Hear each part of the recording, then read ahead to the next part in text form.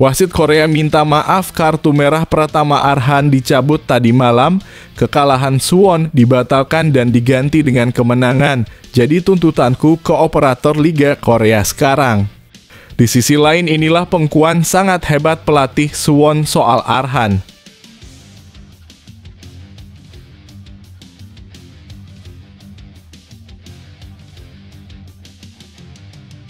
Kabar gembira sangat mendadak. Klub besar Inggris Manchester United rekrut pelatih Ipswich Town. Dan Elkan Bagot langsung dibawa ke dalam skuad The Red Devils, jadi harapanku sekarang juga karena hal ini. Semua fans timnas Indonesia bisa tiba-tiba berpesta pora dengar kabar ini. Simak baik-baik biar gak salah paham.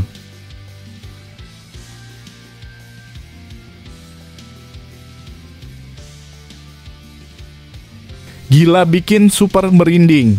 Timnas Indonesia kalahkan Irak dan Filipina. Peringkat FIFA-nya langsung melesat tinggi ke udara dan masuk 100 besar ranking FIFA serta resmi dinobatkan jadi Raja Asia Tenggara sesungguhnya kah? Malaysia, Vietnam, Thailand auto kejang melihatnya. Begini penjelasannya.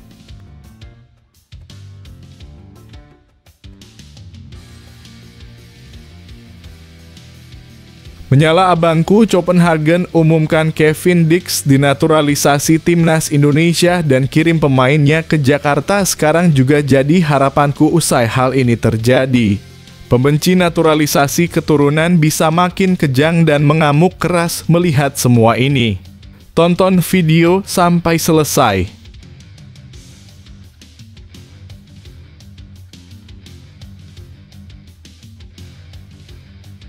Terima kasih Pak Jokowi dan Pak Erik, keputusan luar biasa, hebat, rela berkorban demi timnas Indonesia lolos Piala Dunia 2026. Dunia seketika bergetar melihat kehebatan keduanya. Loh, apa yang sebenarnya terjadi?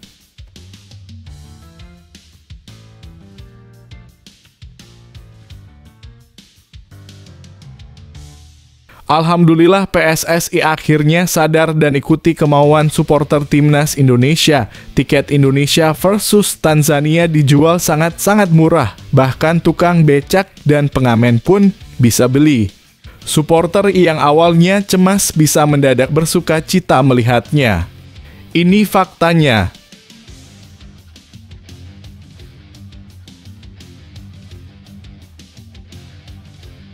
Jelas ini berkat bantuan Sintayong, timnas Indonesia U16 asuhan Novarianto menang sangat telak di laga uji coba, sampai buat pernyataan sangat hebat kayak gini. Bisa bikin towel dan Anjas Asrama auto menangis iri melihat kehebatan STY. Sebelum video kita mulai, buat kamu yang mau beli jersey timnas Indonesia, caranya gampang banget. Kamu langsung hubungi nomor WhatsApp yang ada di gambar ini, atau bisa langsung klik link pembelian yang ada di deskripsi video ini ya. Mumpung lagi promo gratis ongkir ke seluruh Indonesia. Buruan sebelum kehabisan. Sebelum dimulai pembahasan, mohon bantuannya untuk subscribe channel ini, agar tidak ketinggalan info timnas Indonesia. Wasit Korea minta maaf kartu merah Pratama Arhan dicabut tadi malam, kekalahan Suwon dibatalkan dan diganti dengan kemenangan. Jadi tuntutanku ke operator Liga Korea sekarang. Di sisi lain inilah pengakuan sangat hebat pelatih Suwon soal Arhan. Tiba-tiba sorotan tertuju pada Pratama Arhan yang baru saja masuk menggantikan Jeong Do-hao pada menit ke-73. Pertandingan berlangsung sengit dan para penggemar berdebar-debar menyaksikan langkah-langkahnya di lapangan. Namun, dalam hitungan menit, segalanya berubah. Hanya 3 menit setelah debutnya, Arhan terpaksa meninggalkan lapangan dengan cepat. Kartu merah terayun di udara memutuskan permainannya pada menit ke-76. Apa yang terjadi? Tidak ingin menyalahkan pelatih timnas Indonesia, Kim Un-joong, dengan bijak memandang insiden ini sebagai bagian dari proses pembelajaran. Arhan di kartu merah tetapi dia dikeluarkan saat berusaha keras, ujar Kim mengekspresikan dukungannya pada pemain muda ini. Pengalaman ini bagaimanapun bukanlah akhir dari segalanya. Kim melihatnya sebagai peluang bagi Arhan untuk tumbuh dan berkembang. Saya pikir itu adalah sebuah pengalaman, tambahnya lagi dengan bijak. Saya berharap dia dapat tumbuh ke level berikutnya melalui pengalaman ini. Sekarang kita berbalik pada Anda para pembaca. Apa pendapat Anda tentang peristiwa ini? Apakah Anda percaya bahwa pengalaman seperti ini dapat membentuk seorang pemain menjadi lebih baik? Yuk bagikan pandangan dan komentar Anda di bawah.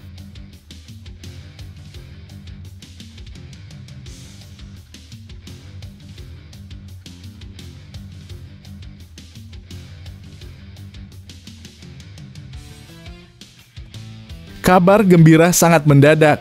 Klub besar Inggris Manchester United rekrut pelatih Ipswich Town. Dan Elkan Bagot langsung dibawa ke dalam skuad The Red Devils. Jadi harapanku sekarang juga karena hal ini. Semua fans timnas Indonesia bisa tiba-tiba berpesta pora dengar kabar ini. Simak baik-baik biar gak salah paham. Meskipun berhasil meraih trofi Piala FA, Erik ten Hag harus menghadapi fakta bahwa timnya hanya mampu finish di peringkat 8 di Liga Inggris. Manchester United akan mengadakan review akhir musim pada pekan depan, termasuk membahas performa pelatih Erik ten Hag, tulis The Athletic. Sebelum memutuskan langkah selanjutnya bagi klub, dalam rapat evaluasi ini, seluruh aspek kinerja ten Hag akan dipertimbangkan dengan cermat. Sejumlah kandidat pengganti mulai dihubungi, termasuk pelatih Ipswich Town, Kieran Mckena. Meskipun nama Mckena belum tentu disebut secara langsung di hadapan ten Hag, media Inggris telah mengetahui bahwa perwakilan United sudah melakukan kontak dengan Mckena dalam beberapa hari terakhir. Sementara itu, Mckena sendiri mengungkapkan rasa bangganya atas pencapaian selama 2 tahun terakhir bersama Ipswich Town. Kami telah mencapai banyak hal sejauh ini 2 tahun yang luar biasa, ujarnya. Pertanyaan menarik muncul, apakah Kieran Mckena akan bergabung dengan Manchester United dan apakah Elkan Bagot, pemain muda yang menonjol, akan turut dibawa bersamanya? Jawabannya masih menjadi misteri dan kita perlu menantikan perkembangan selanjutnya.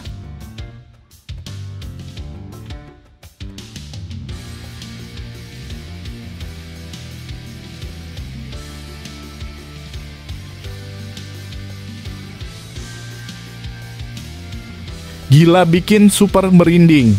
Timnas Indonesia kalahkan Irak dan Filipina.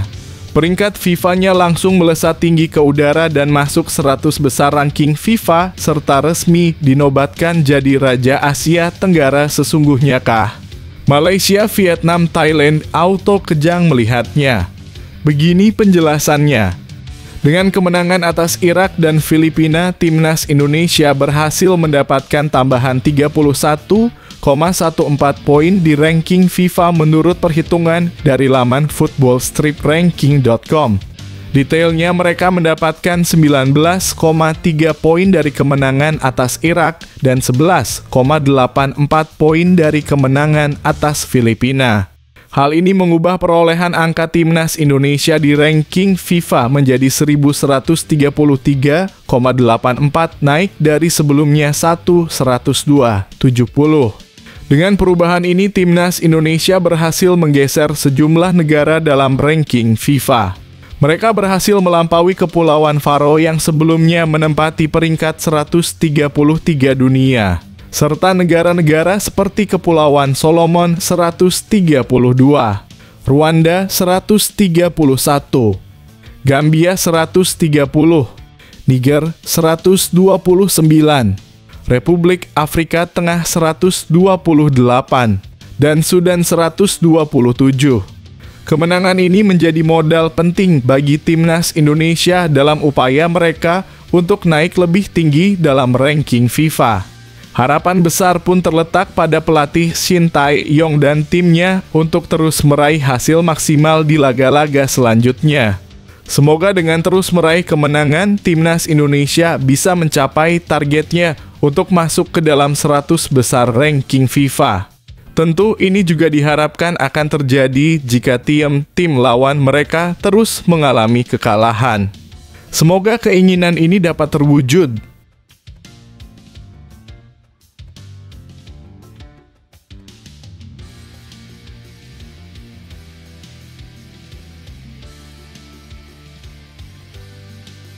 Menyala abangku, Copenhagen umumkan Kevin Dix dinaturalisasi timnas Indonesia dan kirim pemainnya ke Jakarta sekarang juga jadi harapanku usai hal ini terjadi. Pembenci naturalisasi keturunan bisa makin kejang dan mengamuk keras melihat semua ini. Tonton video sampai selesai. Unggahan FC Copenhagen di Instagram pada Sabtu dalam kurung 25/5 menampilkan foto Kevin Dix dengan bendera Indonesia dan Belanda di captionnya memancing reaksi heboh dari netizen. Dalam keterangan on the #KD2 kali, Copenhagen menyulut spekulasi terutama mengingat Kevin Dix yang memiliki darah keturunan Indonesia disebut-sebut akan dinaturalisasi menjadi warga negara Indonesia. Seorang netizen menyebutnya sebagai kode keras, sementara yang lainnya menyatakan antusiasmenya dengan pernyataan nungguin Kevin jadi WNI sama kayak nungguin Mbappe ke Madrid min. Komunitas online pun ramai berspekulasi dengan sebagian yakin bahwa proses naturalisasi Kevin Dix sudah hampir pasti. Kevin Dix telah lama menjadi sorotan netizen, seringkali dirayu dan didorong untuk memperkuat timnas Indonesia. Dengan kemungkinan kedekatan ini, harapan untuk melihatnya memperkuat Garuda makin menguat. Antisipasi dan spekulasi tentang kemungkinan kedatangan Kevin Dix sebagai pemain naturalisasi untuk timnas Indonesia terus memanas. Semoga jika hal ini terjadi, kontribusi dan prestasi dari Kevin Dix dapat memberikan dampak positif bagi perkembangan sepak bola Indonesia. Ayo, terus dukung langkah-langkah menuju perubahan positif dalam sepak bola tanah air.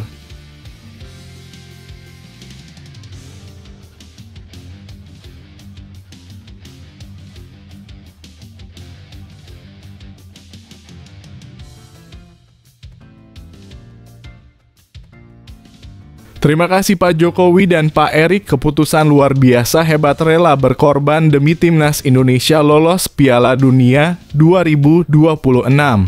Dunia seketika bergetar melihat kehebatan keduanya. Loh, apa yang sebenarnya terjadi? Timnas Indonesia untung besar. Simak penjelasannya. Ketua Umum PSSI Erick Thohir dengan bangga mengumumkan bahwa pembangunan tahap pertama Training Center dalam kurung TC Timnas Indonesia telah mencapai tingkat keberhasilan sebesar 90%. Berbagai bagian penting seperti asrama, lapangan rumput, dan lapangan sintetis telah mencapai progres yang sama. Pembangunan TC ini tidak hanya menjadi prestasi internal PSSI, tetapi juga mendapat pengakuan dari delegasi FIFA. PSSI berkomitmen untuk mempercepat pembangunan TC demi transformasi sepak bola Indonesia yang lebih baik. Kami juga berterima kasih atas dukungan pemerintah dan FIFA Forward, kata Erick Thohir. Pembangunan TC Timnas Indonesia merupakan kolaborasi antara PSSI, pemerintah, dan FIFA yang bertujuan untuk meningkatkan kualitas dan prestasi sepak bola Indonesia secara keseluruhan. Dengan fasilitas yang bertaraf internasional, para pemain dan staf pelatih akan memiliki lingkungan yang mendukung untuk berlatih dan berkembang, dilengkapi dengan infrastruktur terkini serta metodologi latihan terbaik. Komitmen yang ditunjukkan oleh PSSI dan para pemangku kepentingan lainnya dalam memajukan sepak bola Indonesia sangat menggembirakan. Semoga dengan adanya TC Timnas Indonesia yang modern dan berkualitas ini, akan muncul generasi pemain sepak bola Indonesia yang lebih tangguh dan berprestasi di kancah internasional.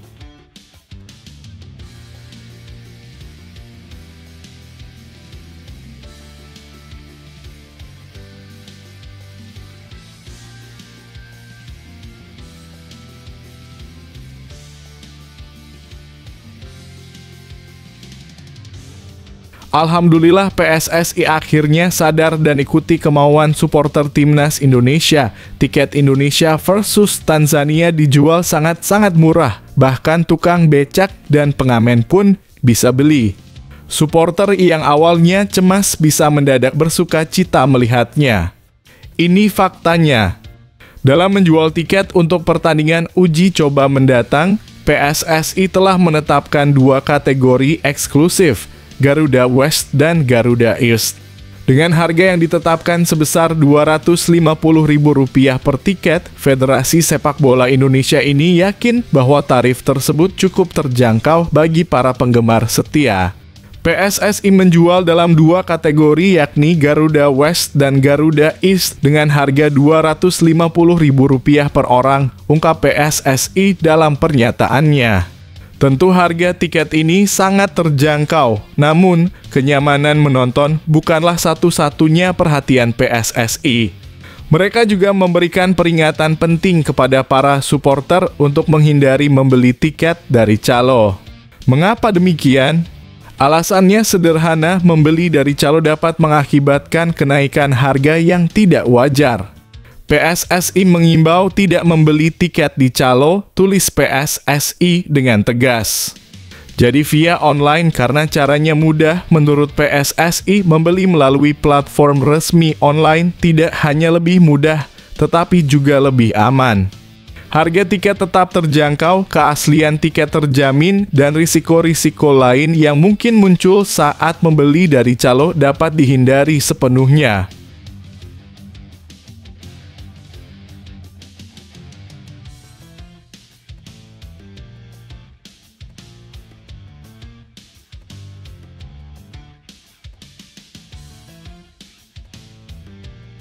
Jelas ini berkat bantuan Sintayong, Timnas Indonesia U16 asuhan Nova Rianto menang sangat telak di laga uji coba sampai buat pernyataan sangat hebat kayak gini. Bisa bikin towel dan Anjas Asrama auto menangis iri melihat kehebatan STY. Setelah 2 minggu latihan fisik dan taktikal yang intensif, tim U-Strip 16 Indonesia kembali turun ke lapangan dalam laga uji coba melawan PSS Sleman U-Strip 16 di lapangan YIS. Mereka tidak hanya kembali dengan semangat yang membara, tetapi juga dengan kemenangan gemilang. Menaklukkan lawan mereka dengan skor mencolok 5-1 dalam laga yang terbagi dalam 3 babak. Masing-masing berlangsung selama 30 menit. Di bawah arahan Nova Arianto, tim ini terus menunjukkan perkembangan yang mengesankan. Bagi Nova, hasil akhir bukanlah yang utama, yang lebih penting adalah bagaimana skema dan gaya bermain tim sesuai dengan harapan. Kami melihat pertandingan ini sebagai friendly match kedua, di mana kami telah memasuki tahap taktikal dan pencarian formasi terbaik kami, ungkap Nova. Setiap pemain memiliki kesempatan yang sama untuk bermain dan kami akan melihat siapa yang mampu berkontribusi secara optimal. Lebih lanjut, Nova menekankan bahwa fokusnya bukanlah pada hasil akhir, tetapi pada etos kerja para pemain. Yang saya inginkan adalah melihat etos kerja pemain, jelasnya.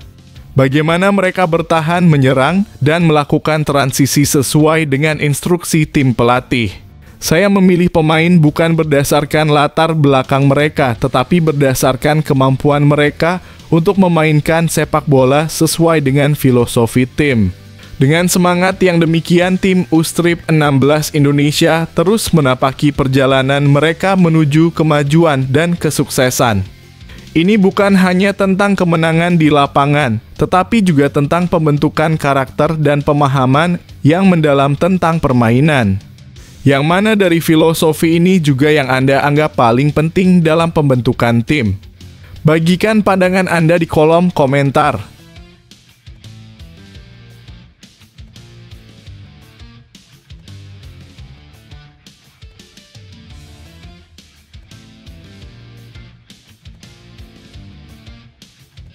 Makin mengerikan dan ciamik, Asnawi Mangkualam berkontribusi dalam 3 gol Port FC dan bantu hajar Nakhon Pathom 6-0. Asnawi Mangkualam berkontribusi dalam gol Port FC dan membantu mengalahkan Nakhon Pathom United dengan skor 6-0 pada pekan ke-30 Thai League 1 di PAT Stadium Minggu. Ia menjadi starter dan bekerja sama dengan bek timnas Irak, Frans Putros, untuk membela Port FC. Frans Putros dimainkan pelatih Rangsan Viwachai-chok di pos bertahan, sementara Asnawi di posisi sayap kanan. Menariknya, Asnawi dan Franz Putros akan menjadi musuh dalam laga Timnas Indonesia versus Irak pada laga kualifikasi Piala Dunia 2026 di Stadion Utama Gelora Bung Karno, Senayan, Jakarta, 6 Juni 2024.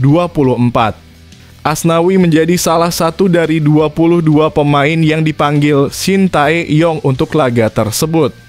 Sama halnya dengan Putros yang dipanggil pelatih, Jesus Casas masuk ke dalam daftar 26 pemain timnas Irak. Menit ke-32, Port FC mencetak gol lewat Felipe. Gol itu bermula dari Asnawi mengumpan bola ke Sita.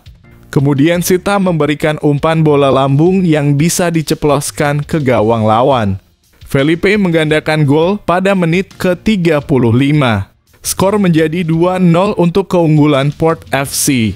Menit ke-60, Terasak Poehimai mencetak gol ketiga Port FC setelah menerima umpan Felipe. Pertandingan memasuki menit ke-75, skor masih 3-0 untuk keunggulan Port FC. Menit ke-78, Asnawi kembali berkontribusi untuk gol Port FC. Bola sepakannya muntah dan diterima oleh Terasak Poehimai untuk dilesatkan menjadi gol. Skor menjadi 4-0. Menit ke-86 Asnawi memberikan assist untuk gol Tanasit Siripala. Skor menjadi 5-0. Menit keempat Port FC mencetak gol ke-6 melalui Barros. Skor 6-0 untuk Port FC. Hingga pertandingan berakhir tidak ada gol lagi yang tercipta. Port FC menang atas Nakhon Pathom.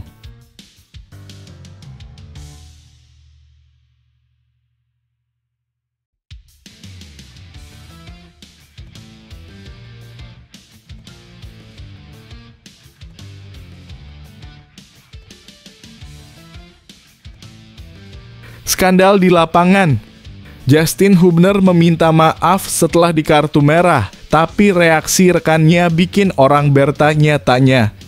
Apa yang sebenarnya terjadi di balik layar saat Justin Hubner mendapat kartu merah dalam pertandingan melawan Ryukyu FC di J-League Cup 2024? Rupanya cerita ini lebih dari sekadar permintaan maaf biasa. Di tengah sorotan kamera, Justin Hubner meminta maaf kepada seluruh rekan timnya di Cerezo, Osaka. Namun, apa yang terjadi selanjutnya benar-benar mengundang tanya, reaksi apa yang diberikan oleh sesama pemainnya? Bukannya kecewa atau marah, seluruh skuad Cerezo Osaka malah merespons dengan tawa dan tepuk tangan. Ini benar-benar tidak terduga. Tapi mengapa? Apakah ada alasan di balik reaksi luar biasa ini? Mungkin saja ada dinamika tim yang lebih dalam di balik insiden ini. Dalam klip yang dirilis klub, terlihat momen ketika Justin Hubner mendapat kartu merah dari wasit. Meskipun demikian, hal itu tidak menghentikan Cerezo Osaka untuk meraih kemenangan 1-0 atas Ryukyu FC. Bagaimana dengan reaksi warganet di media sosial? Sementara rekan-rekannya di lapangan memberikan dukungan, bagaimana tanggapan dari publik di dunia maya? Apakah ada kritik pedas atau dukungan tak terduga? Selain itu, apa yang dikatakan Justin sendiri dalam responsnya terhadap kritik? Apakah ada pesan tersirat atau sindiran yang bisa diambil dari kata-katanya? Tak hanya rekan satu tim, pelatih Cerezo Osaka pun memberikan dukungan penuh kepada Justin. Apa yang dikatakan pelatih Akio Kogiku tentang insiden ini? Apakah ada pelajaran yang bisa dipetik dari pengalaman ini? Dengan begitu banyak pertanyaan yang belum terjawab, satu hal pasti, cerita ini jauh lebih dari sekadar kartu merah di lapangan.